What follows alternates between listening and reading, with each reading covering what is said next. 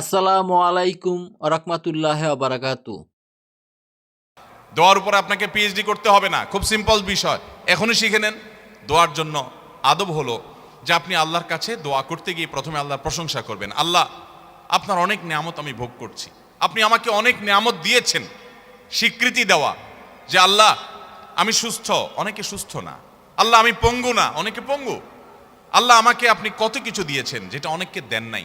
আমার চোখ দুটো ভালো, আমার অনেক নিয়ামত আমি আপনার ভোগ করছি। আল্লাহ, আমি আপনার নিয়ামতের শুকরিয়া আদায় করছি, স্বীকৃতি দিচ্ছি, কৃতজ্ঞতা আদায় করছি। হে আল্লাহ, আপনার রাসূলের প্রতি আপনি রহমত নাজিল করেন। আপনি যদি লম্বা চড়া বিস্তারিত না বলতে পারেন, আপনি সূরা ফাতিহাটা পড়েন, আলহামদুলিল্লাহ রাব্বিল, আল্লাহর প্রশংসা সেখানে হয়ে গেছে, আলহামদুলিল্লাহ রাব্বিল আলামিন পড়েন, দুরূদ শরীফ পড়েন, বাস। এরপরে আপনি এবার বলেন, আল্লাহ আপনি আমাকে মাফ করে দেন। আল্লাহ আমার বাবা চলে গেছেন, তাকে মাফ করে দেন। আল্লাহ আমার মা দুনিয়া থেকে চলে গেছেন, তাকে মাফ করে দেন। ভাইরা আমার, আসল কথা হলো আমরা সেই ব্যথাটাই অনুভব করি না। বাংলাদেশের মানুষ দোয়া করতেই জানে না, আর আমরাও এক শ্রেণী হুজুর আছি, আপনাদেরকে দোয়া শিখাই না। অনেক আলেম ওলামা আছেন যারা আলহামদুলিল্লাহ মানুষকে দোয়া শিখান, তাসবিহ শিখান, কিন্তু দুঃখজনক যে আমরা অনেকে আবার আছি যে আমাদের মুসল্লিদেরকে আমরা দোয়া শিখাতে পারি নাই। এটা আমাদের অপারগতা, আমরা স্বীকার করছি। আপনাদের শেখানো উচিত, আর আপনাদেরও শেখা উচিত। কতকাল আপনি হুজুর দিকে চায়ে থাকবেন? বাংলাদেশে মানুষকে দেখা যায় ঘর উদ্বোধন করবে, হুজুর লাগবে। গাড়ি কিনছে, নতুন ট্রাক, দোয়া করতে হুজুর লাগবে। ছেলের খাতনা করাইছে, হুজুর লাগবে। বাপ মারা গেছে, হুজুর লাগবে। প্রতিটা কাজে হুজুর। বাংলাদেশে মানুষ দোয়া করতে জানে। মসজিদে নামাজের পরে সম্মিলিত মোনাজাত যেসব মসজিদে চালু আছে তারা করে, বেশিরভাগ মসজিদে চালু আছে বাংলাদেশ। আপনারা দেখবেন যে কোনো ব্যক্তি হয়তো নামাজের পরে জিকির আসকার তাসবিহ যেগুলো মাসনুন ওজিফা আছে সেগুলো করতেছে, এদিকে ইমাম সব হাত তুলছে। তো কেউ যদি ওই টাইমে একটু জিকির আসকার করে, তো আশপাশ থেকে দেখবে মানুষ এভাবে গুতা মারে। তার মানে ওই যে রেডিমেড দোয়ার বাইরে দোয়া আমাদের দেশে মানুষ করতে জানে। ভাইরা আমার, খুব আফসোসের সাথে কথাগুলো বলা। আমরা দোয়া করা শিখবো তো ইনশাআল্লাহ। দোয়া না করার জন্য ইবলিস আমাদেরকে একটা যুক্তি দিচ্ছে, সেই যুক্তিটা শুনেন। সেই যুক্তিটা হলো, প্রথমটা তো এটা যে আমরা দোয়া করতে জানি না, তো আমি শিখাই দিলাম দোয়া করবেন কেমনে। সূরা ফাতিহা পড়বেন, দুরূদ শরীফ পড়বেন, দোয়া শুরু করবেন, ব্যাস। বাংলা আল্লাহ প্রশংসা করে দুরূদ শরীফ নবীর জন্য করে পাঠ করে এরপর তো আল্লাহর কাছে মনের চাওয়াগুলো পেশ করবেন। নবী করিম সাল্লাল্লাহু আলাইহি সাল্লাম বলেছেন, হারাম কোনো কাজের এবং আত্মীয়তার বন্ধন ছিন্ন করার জন্য যদি কেউ দোয়া না করে, বান্দার দোয়া কবুল হবেই হবে যদি সে সঠিকভাবে দোয়া করে, অন্তর থেকে দোয়া করে। কারণ গাফেল অন্তর দোয়া আল্লাহ তাআলা কবুল করেন না। আপনার মায়ের পেঁয়াজ দরকার নাই, আপনি কোনো কথা বলতে জানেন না, ভাই যে বোবা, তারও তো মনের চাওয়া আছে, আছে না নাই?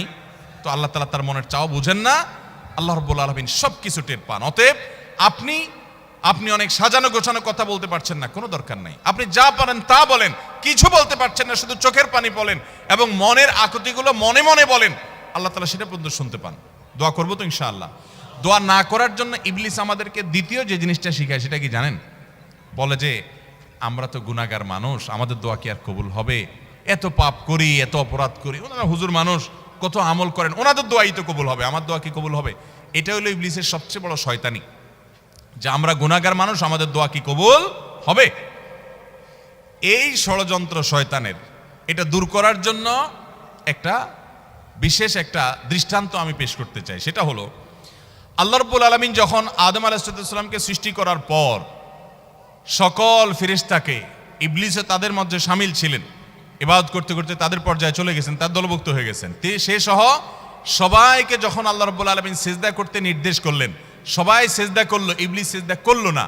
কেন সিজদা করলো না? আবা ওয়াস্তাকবারা ওয়া কানা মিনাল কাফিরিন। সে অস্বীকার করছে।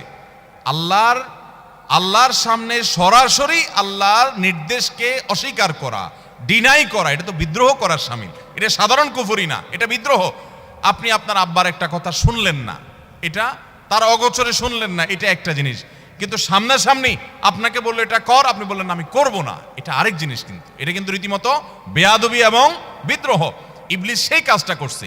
বোঝার চেষ্টা করেন, এইরকম জঘন্য অপরাধ যে আল্লাহ রাব্বুল আলামিনের সামনে সরাসরি বিদ্রোহ করা, সরাসরি বেয়াদবি করা। কার সামনে বেয়াদবি?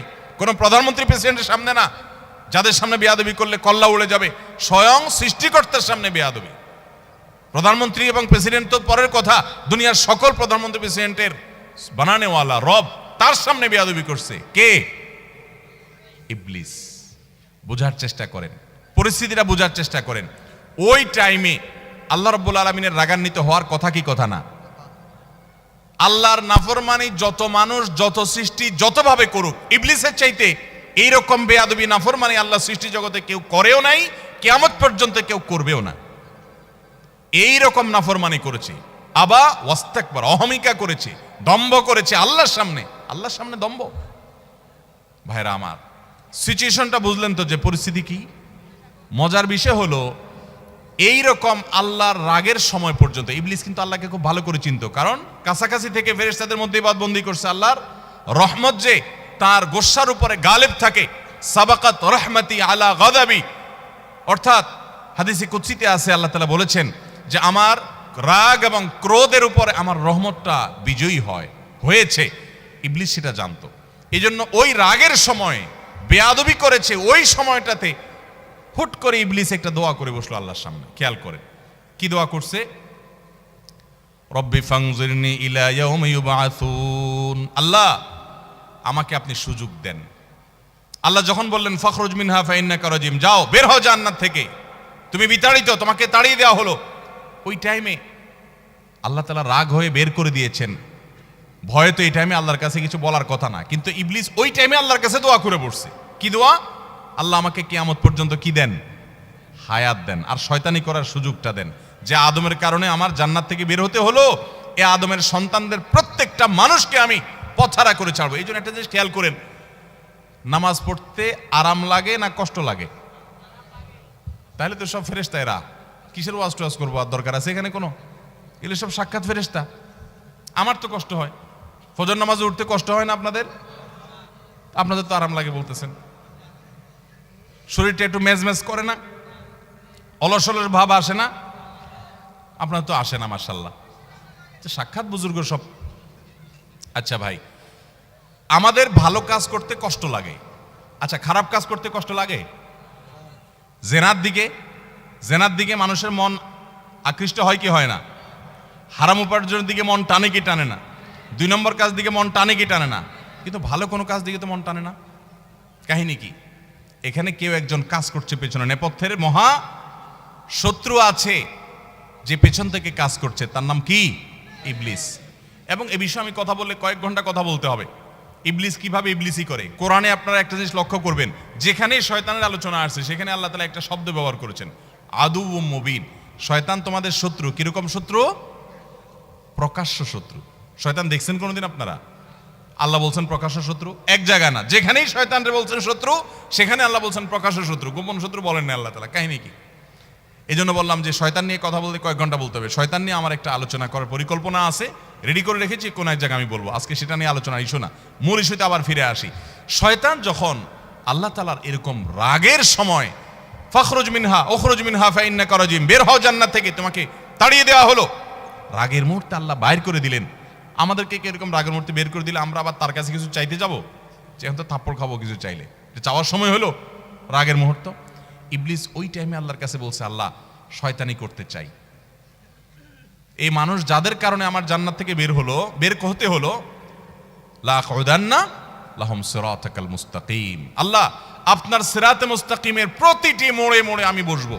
লা আকউদান্না, আরবি গ্রামারের ছাত্ররা বলতে পারবেন, লামে তাকিদ নুনে তাকিদ সাকিলা, অবশ্যই আমি আপনার পথে আসার জন্য যে সিরাতে মুস্তাকিম, ওই সিরাতের মুস্তাকিমের রাস্তায় আমি বসবো, বসে আমি তাদেরকে গোমরাহ করব।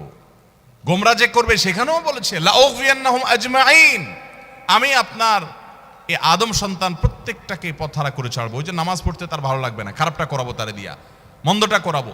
ইবলিস সে ইবলিসই করবে। আল্লাহর কাছ থেকে এই সমস্ত পারমিশন চাচ্ছে, আপনি বুঝেন, রাগের মুহূর্তে তাও আবার ইবলিসই করার পারমিশন চাচ্ছে। যেহেতু দোয়া করছে আল্লাহর কাছে, প্রার্থনা করছে, আল্লাহ তাআলা বলেছেন ইন্নাকা মিনাল মুনজারিন, যাও তোমাকে তোমার কাঙ্ক্ষিত প্রার্থিত বিষয় মঞ্জুর করে দেয়া হলো। একটু বোঝার চেষ্টা করেন, ইবলিস যদি ইবলিস হয়ে আল্লাহর রাগের মুহূর্তে দোয়া করে পায়, তাহলে আপনি আমি কি ইবলিসের চেয়ে খারাপ হওয়ার কোনো সুযোগ আছে? তাহলে আমাদের যদি মনে হয় যে না আমরা তো গুনাহগার মানুষ, আমাদের দোয়া কি কবুল হবে, তাহলে বুঝতে হবে এটা ইবলিস আমাদেরকে দোয়া থেকে বঞ্চিত রাখার জন্য নেক্সট সুরতে ধোঁকা দিচ্ছে। মনে হচ্ছে আমরা বিনয়ী হচ্ছি, তাই না? যে আমি নিজেকে ছোট মনে করছি, আরে আমি গুনাহগার, আমার কি দোয়া কবুল হবে? এটা নেক্সট ফিরতে দোয়া, ধোকা। আপনার দোয়া কবুল হবে না কে বলেছে? আল্লাহ ওয়াদা করছেন উদউনি, তোমরা আমার কাছে দোয়া করো, আস্তাজিব লাকুম, আমি দোয়া কবুল করব। আর ইবলিস আপনাকে বলতেছে না না, তুমি গুনাহগার মানুষ, নামাজের ঠিক নাই, রোজার ঠিক নাই, তোমার দোয়া আল্লাহ কবুল করবে? এই জন্য আমাদের দ্বারা দোয়া করা হয় না। ভাইরা আমার, ইবলিসি আমরা শুনবো না। দোয়ার মাধ্যমে বান্দা লাভবান হয়, লাভবান হয়, লাভবান হয়। বান্দা যদি দোয়া করে সেটা 3 ভাবে কবুল হয়। কয়ভাবে কবুল হয়? 3 ভাবে। দোয়া যদি শর্ত পূরণ করে আপনি করতে পারেন, মিস হবে না। হালাল উপার্জনকারী দোয়া কবুল হয়, হারাম দিয়া দেহ গঠন হলে দোয়া কবুল হয় না। দোয়া কবুলের মূল শর্তই সেটা। এরপর দোয়া কবুলের শর্ত হলো যে সালাত সালাম পেশ করবেন নবী করিম সাল্লাল্লাহু আলাইহি ওয়াসাল্লামের প্রতি, আল্লাহর প্রশংসা নিবেদন করবেন। এর মাধ্যমে দোয়া করলে দোয়া কবুল হবে। ভাইরা আমার, আপনি যদি দোয়া করেন, নাম্বার 1, যা চাইছেন আল্লাহ তা আপনাকে দিবেন। এটা হলো দোয়া কবুলের একটা পদ্ধতি। চাইছেন একটা, আল্লাহ দিয়েছেন আরেকটা, সেটাও দোয়া কবুলের পদ্ধতি। আপনি মনে করতেছেন যে আমার এই মুহূর্তে পানি হইলে মনে হয় লাভ হবে, আল্লাহ তাআলা আপনাকে হয়তো পানি না দিয়ে আরেকটা দিয়েছেন যেটা আপনার এর চেয়ে বেশি ইম্পর্টেন্ট, আপনি নিজে জানেনও না সেটা। তো দোয়াটা সেভাবেও কবুল হয় যে আমি যা চাইছি তা হয় নাই, কিন্তু অন্য কিছু হয়েছে যা আমি চাই নাই। এটা দোয়ার মাধ্যমে হয়। তৃতীয়ত, বান্দার দোয়া কখনো কখনো আল্লাহ দুনিয়াতে কিছুই দেন না দোয়ার বিনিময়। আল্লাহর কাছে চাইছে আল্লাহ এটা দেন, আল্লাহ দেয় নাই, কিন্তু আখিরাতে আল্লাহ তাআলা তার জন্য সওয়াব রেখে দিয়েছেন। কারণ দোয়া বান্দার বৃথা যায় না।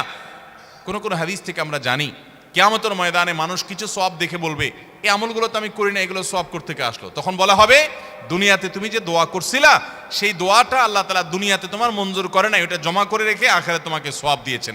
তখন সে বলবে, ইস, আমার দুনিয়ার সব দোয়া যদি না মঞ্জুর হয়ে সবগুলোর বিনিময় যদি আখিরাতে অনন্তকালের জন্য পেয়ে যেতাম, কতই না ভালো হতো। দুনিয়ার জীবন তো সংক্ষিপ্ত ছিল, এখানে তো অনন্ত অসীমকাল ভোগ করব। অতএব দোয়া করব তো ইনশাআল্লাহ। আমাদের মুর্দাদের জন্য আমাদের দোয়া করতে হবে, চোখের পানি ফেলতে হবে। ভাইরা আমার, বাবারা আমার, আমাদের দাদা দাদি, নানা নানি, তাদের বাপ দাদা, আমাদের নিজেদের আপন, আমাদের কাছের আত্মীয় স্বজন এবং আমাদের বাবা মা, আত্মীয় স্বজন সহ বন্ধু বান্ধব, পাড়া প্রতিবেশী, আরো যারা দুনিয়া থেকে চলে গেছেন, তাদেরকে আমরা যদি উপকার পৌঁছাতে চাই, আল্লাহর শপথ করে বলছি, সবচেয়ে বড় উপায়, সবচেয়ে বড় মাধ্যম হলো আপনি নিজে আল্লাহর কাছে একটু হাত তুলে চোখের পানি ফেলেন, নামাজ পড়ে 2 রাকাত, অথবা যখন আসেন, এমনকি বিনা ওযুতেও সম্ভব, আপনি ভোর রাতে নামাজের আগে পরে, অবসর সময়ে, শুক্রবারে, বিশেষ করে আসরের পরে শুক্রবারে বা যে কোনো সময় আপনি 2 হাত তুলে, অথবা হাত তোলার সুযোগ নেই, আপনি হাঁটছেন। আমি কিন্তু আমল করি ভাই। আমার বাবা দুনিয়া থেকে চলে গেছেন, গভীর রাতে মাহফিল শেষ করে বাসায় যাই, হঠাৎ বাবার কথা মনে পড়ে, আর সাথে সাথে আল্লাহর সাথে কথা বলা শুরু করে দেয়। আল্লাহ, আমার আব্বাজান আজকে বেঁচে থাকলে কত আমল করার চেষ্টা করতেন, কোনোদিন দেখি নেই আমার আব্বাজান রহমতুল্লাহ আলাইকে জীবনে একটা দিনও দেখি নাই যে কোরআন তেলাওয়াত ছাড়া তার দিনটা কেটেছে, কোনোদিন দেখি নাই। কোরআন তেলাওয়াত কোনোদিন করতে পারেন নাই সারাদিন ব্যস্ততার কারণে, রাতে এসেছেন বাসায়, অস্থির হয়ে গেছেন, আমার কোরআন তেলাওয়াতটা করতে হবে। আমল কখনো ছাড়েন নাই। আল্লাহ, আজকে আর তিনি এগুলো কিছুই করতে পারছেন না, তার আমলের দুয়ার বন্ধ হয়ে গেছে চিরতরে। মালিক, সন্তান হিসেবে বাবার জন্য দোয়া করছি, আপনি তাকে মাফ করে দেন।